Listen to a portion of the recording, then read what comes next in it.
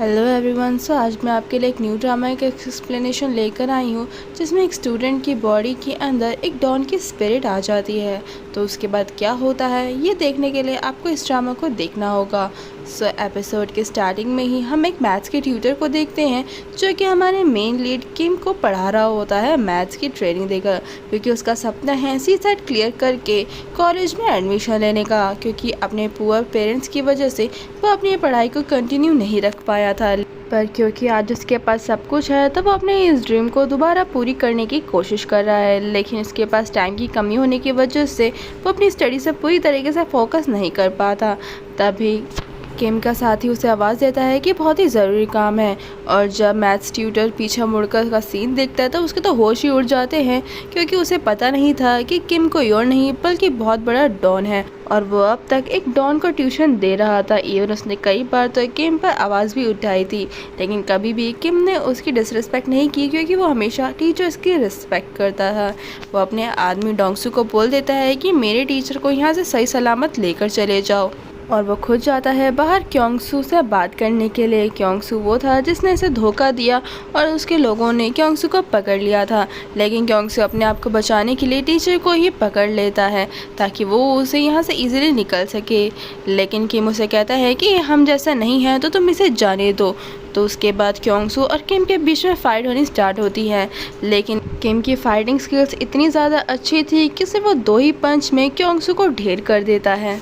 ये सब कुछ ड्रामा देखकर टीचर बेहोश हो गए थे, तो किम उसे हॉस्पिटल लेकर जाता है ताकि उसका मेडिकल चेकअप करवा सके। तभी किम की नज़र बाहर कुछ स्टूडेंट्स से पड़ती है जिन्होंने एक ही तरह का कोट पहना हुआ था। उसे तो ये सब कुछ बहुत ही फ़नी लगता है। किम का साथी डोंगसू से कहता है कि मैं आपको वोकैबुलरी लर्न करने में हेल्प करवा सकता हूँ, लेकिन उसकी वोकैबुलरी तो किम से भी ज़्यादा बेकार थी। जिसके बाद किंग अपने बॉस से मिलने के लिए जाता है, क्योंकि उन्होंने उससे मिलने के लिए बुलाया था। क्यांगसू के साथ किम ने जो कुछ भी किया इसके बारे में बॉस को पता चल गया था, तो वो उससे उसे मारने की रीज़न पूछता है, जिस पर किम बताता है कि मैं उसे छोड़ देता, लेकिन उसने मेरे टीचर पर हाथ उठाने की कोशिश की थी, तो भला मैं उसे कैसे छोड़ दूँ। इवन बॉस को भी मालूम था कि किम कॉलेज जाना चाहता है, ये उसका ड्रीम है जिसके लिए वो पूरी मेहनत भी कर रहा है। उनसे बात करने के बाद किम थोड़ा स्ट्रेस फील कर रहा था, इसीलिए वो खुद अकेले ड्राइविंग करने के लिए बोलता है। डोंगसू से करने से मना करता है, लेकिन किम कहाँ उसकी सुनने वाला था। दरअसल बॉस चाहते थे कि किम उनकी गैंग का लीडर बन जाए, क्योंकि अब उन्हें किसी पर भी भरोसा नहीं था। क्यांगसू एक भरोसेमंद इंसान था, लेकिन उन्होंने भी उसको धोखा दिया। अब वो किम के अलावा किसी और पर भरोसा नहीं कर सकता था। किम इसी बारे में सोच सोच के काफ़ी ज़्यादा परेशान हो जाता है। तभी उसकी नज़र एक स्टूडेंट पे पड़ती है जो ब्रिज के टॉप पर बैठा हुआ था। वो किम को समझते हुए देर नहीं लगती कि वो स्टूडेंट सुसाइड करने की कोशिश कर रहा है। वो उसे बचाने के लिए काफ़ी दूर तक जाता है उसके पास, ताकि वो उसे बचा सके। उस स्टूडेंट का नाम येओन था। येओन किम को देख लेता है, लेकिन फिर भी वो गाड़ी के सामने जंप करता है। दोनों को बहुत बुरी तरीके से चोट लगती है और दोनों रोड पर गिर जाते हैं, लेकिन तभी एक ट्रक आता है जो किम के ऊपर से होकर गुजर जाता है, जिसकी वजह से उसकी वहीं पर ही मौत हो जाती है। नेक्स्ट डे हॉस्पिटल में जब येओन की आँख खुलती है तो वो बहुत ही ज़्यादा सरप्राइज है, क्योंकि वो बहुत ही कमज़ोर फील कर रहा था। लेकिन जब वो अपने आप को मिरर में देखता है तो वो और भी ज़्यादा शॉक हो जाता है, क्योंकि दरअसल येओन की बॉडी के अंदर किम की स्पिरिट आ चुकी थी। उसे ऐसा लगता है कि शायद वो एक सपना देख रहा है। बाहर डोंगसू और जोंग दोनों ही डॉक्टर से लड़ रहे थे। अंदर किम ने भी उसकी आवाज़ें सुन ली थी। वो तुरंत ही उनसे मिलने के लिए जाता है। उसे ऐसा लगा था कि शायद वो एक सपना देख रहा है और डोंगसू से पहचान लेगा, लेकिन डोंगसू आते ही येओन को बुरी तरीके से मारने लग जाता है, क्योंकि उसे थोड़ी ही मालूम था कि उसके बॉडी के अंदर किम की स्पिरिट है। भाई येओन को समझ में आ जाता है कि वो कोई सपना नहीं देख रहा, वाकई में जिस बच्चे की उसने जान बचाई थी उसके अंदर उसकी स्पिरिट जा चुकी है। इवन डोंगसू येओन को, जिसके अंदर किम की स्पिरिट है, वो किम के फ्यूनरल के वहाँ पर उसे लेकर जाता है। येओन तो ये देखकर बहुत ही ज़्यादा शौक हो गया था, क्योंकि वो अपना ही फ्यूनरल देख रहा था। उसे समझ में आ जाता है कि उसकी बॉडी से स्पिरिट निकल कर येओन की बॉडी में चली गई है। वो सभी को समझाने की बहुत कोशिश करता है कि मैं ही किम हूँ, लेकिन कोई भी उसकी बात पर भरोसा नहीं करता।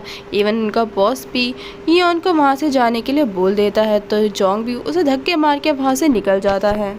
वो अपनी ही बॉडी को ढूंढते हुए मॉक में पहुंच जाता है। मॉक में पहुंचकर जब वो अपनी ही बॉडी को अपनी आंखों के सामने देखता है तब उसे भरोसा नहीं होता। वो वहाँ पर एक आदमी से पूछता है कि तुम्हें तो मालूम होगा ना कि इसे ज़िंदा कैसे किया जा सकता है, कैसे गले लगाकर दोबारा ज़िंदा कर सकते हैं। वो इस तरह के अजीबोगरीब सवाल उससे पूछ रहा होता है, लेकिन वो आदमी उससे कहता है कि जो एक बार मर चुका है वो मर चुका है, वो दोबारा ज़िंदा नहीं हो सकता। तुम्हें तो शुक्रगुजार होना चाहिए कि किम ने तुम्हारी जान बचाई है। तुम्हें बचाने के लिए उसने खुद का सेक्रीफाइस कर दिया।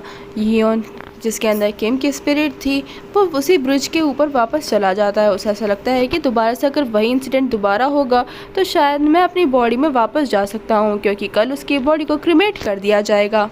वो बुरी तरीके से एक बस के ऊपर लैंड करता है, जिसकी वजह से उसके पैर में चोट आती है। जब यियोन की आँख खुलती है तब उसे ऐसा लगता है कि वह वापस से अपनी बॉडी किम की बॉडी के अंदर पहुंच चुका है, लेकिन ऐसा कुछ भी नहीं हुआ था। वो अब भी यियोन की बॉडी के अंदर ही था। वो फ्यूनरल के में जाने की जिद करता है तो डॉक्टर उसे बताते हैं कि फ्यूनरल कब का हो चुका है, इवन किम की बॉडी को क्रीमेट किया जा चुका है। इसका मतलब वापस उसकी बॉडी में उसे पहुंचने का अब कोई भी चांस नहीं था। वो अपने ही एशेस के वहाँ पर जाकर अपनी मेमोरीज़ को देख रहा होता है जो डोंगसू और जोंग ने उसके लिए रखी थी। अपने रूम में पहुंचकर किम यानी यीसन ये सोच रहा होता है कि अगर मेरी स्पिरिट यियोन की बॉडी में चली गई है तो यियोन के स्पिरिट का क्या हुआ। वो याद करता है कि उस रात को क्या क्या हुआ था। वो इस बारे में सोच रहा होता है कि आखिर यियोन के स्पिरिट को वापस से उसकी बॉडी में कैसा लाया जा सके, क्योंकि वो जानता था कि एक स्टूडेंट या एक स्टूडेंट की लाइफ वो इस तरीके से नहीं छीन सकता। तभी एक लेडी उसके पास आती है तो यियोन यानी किम को ऐसा लगता है कि शायद ये यियोन की मदर है, लेकिन वो असल में हंसने लग जाती है क्योंकि वो उसे अच्छी तरीके से बात कर रहा था। किम को ये समझते हुए देर नहीं लगती कि ये उसकी मदर नहीं बल्कि कोई और ही लेडी है जो उसकी मदर को नुकसान पहुंचा रही है और उनकी जगह लेने की कोशिश कर रही है। इवन वो किसी चेयरमैन का भी जिक्र करती है तो वो समझ जाते हैं कि यियोन किसी चेयरमैन का बेटा है। लेकिन वो लेडी यियोन के बिहेवियर से बहुत ही ज़्यादा स्ट्रेंज फील कर रही थी, इसलिए वो डर के ही वहाँ से चली जाती है। वही किम ये सोच रहा होता है कि यियोन आखिर कैसा लड़का है जो उसके पेरेंट्स से मिलने भी नहीं आए। जिसके बाद किम यियोन की चीज़ें देख रहा होता है, जिसमें उसे यियोन का टैबलेट मिलता है जिसके अंदर फेस रिकॉग्निशन पासवर्ड लगा हुआ था, जिसकी वजह से वो उस टैब को खोलने में सक्सेसफुल हो जाता है। उस टैब को खोलने के बाद उसे यियोन की लिखी हुई डायरी मिलती है जिसमें जेमिन का जिक्र किया गया था, जिसने यियोन से खुद के ही घर में चोरी करवाई थी। पहले वो अल्कोहल चोरी करवाता था, बाद में धीरे धीरे उसे ज्वेलरी चुराने के लिए भी बोला करता था। इवन जेमिन उसे बहुत बुरी तरीके से टॉर्चर करता था। जब वो उसकी बात नहीं मान जाता तो सभी लोग मिलकर उसे बहुत बुरी तरीके से पीटा करते थे। इन सब चीज़ों से परेशान होकर ही यियोन ने सुसाइड करने की कोशिश करी थी, क्योंकि उसने अपने हर डायरी के एंड में यही लिखा था कि इन सब से मैं थक चुका हूँ और अब मैं डिसअपियर होना चाहता हूँ। डायरी को आगे पढ़ते हुए उसे पता चलता है कि यियोन सी क्योंग नाम के लड़के का सिर्फ दोस्त बनना चाहता था, वो उसे फ्रेंडशिप करना चाहता था। लेकिन जब जेमिन ने ये सब कुछ देखा तो वो उसे स्टॉकर बुलाने लग गया था। इवन पूरे स्कूल में सब लोग उसे स्टॉकर ही समझने लग गए थे। सभी स्टूडेंट्स उसे अवॉइड करना स्टार्ट कर देते हैं। स्कूल में कोई भी उससे ना ही बात करता था ना उसका दोस्त बनता था। उसका कॉन्फिडेंस इतना ज़्यादा गिर चुका था कि जेमिन और उसके सारे लोग उसकी शर्ट उतार कर उस पर एम किया करते थे, जिसकी वजह से उसकी पीठ पर हर जगह ब्रूसेस के मार्क्स थे। मतलब आप देख रहे हो कि किस लेवल पर ये उनको टॉर्चर किया जा रहा था। और इन्हीं सबसे परेशान होकर उसने सुसाइड जैसा अटेम्प्ट करने की कोशिश करी थी। सी क्योंग ने सब कुछ अपनी आंखों से देखा था, लेकिन फिर भी वो यियोन को बचाने के लिए नहीं आया था। ये सब कुछ पढ़ के किम को इतना ज़्यादा गुस्सा आ जाता है कि वो उस टैबलेट को ही तोड़ देता है। वो समझ जाता है कि आखिर क्यों वो यियोन की बॉडी में आया, ताकि वो यियोन की लाइफ को ठीक कर सके। वो खुद से प्रॉमिस करता है कि यियोन जब अपनी बॉडी में वापस आएगा तब उसे एक न्यू लाइफ देखने को मिलेगी। मैं उसकी लाइफ में सब कुछ ठीक कर दूंगा। हॉस्पिटल से डिस्चार्ज होकर किम यियोन के घर में पहुंच जाता है। यियोन का घर काफ़ी ज़्यादा बड़ा था, इसका मतलब यियोन काफ़ी रिच फैमिली से बैकग्राउंड करता था।